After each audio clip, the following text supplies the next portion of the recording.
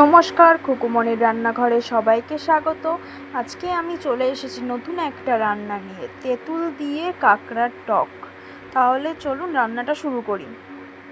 টক বানানোর জন্য প্রথমে যে সমস্ত উপকরণগুলি লাগবে সেগুলি হলো কাঁকড়াটাকে ধুয়ে ভালো করে পরিষ্কার করে নুন হলুদ মাখিয়ে রেখেছি, আর এখানে সবজিগুলো কেটে রেখেছি।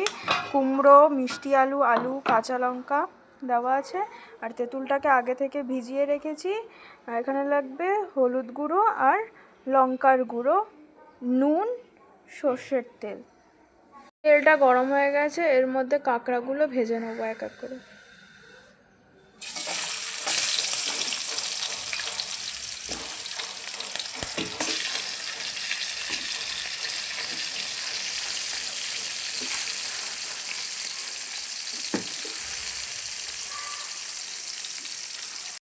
কাঁকড়ার দাঁড়াগুলো ভেজে নিয়েছি। এরপর কড়াইয়ের মধ্যে তেল দিয়েছি, তেলটা গরম হয়ে গেছে, এর মধ্যে অল্প পাঁচফোড়ন দিয়ে সবজিগুলো ভেজে নেব।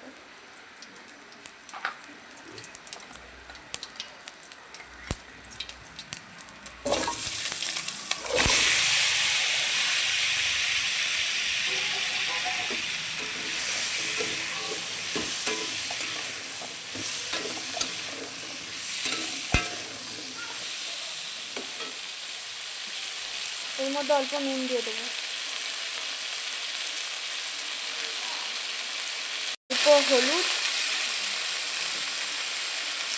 অল্প লঙ্কার গুঁড়ো দিয়ে দিলাম।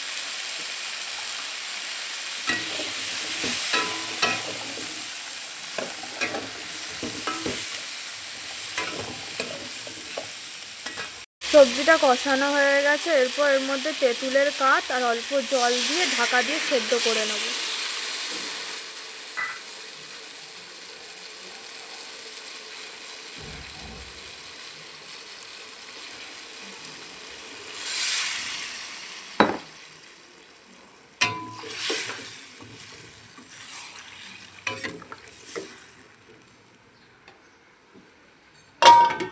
সবজিগুলো সেদ্ধ হয়ে গেছে, এবার এর মধ্যে কাঁকড়াগুলো দিয়ে দেবো। কাঁকড়াগুলো দিয়ে আর একটু ভালো ঢাকা দিয়ে রেখে দেবো কিছুক্ষণ।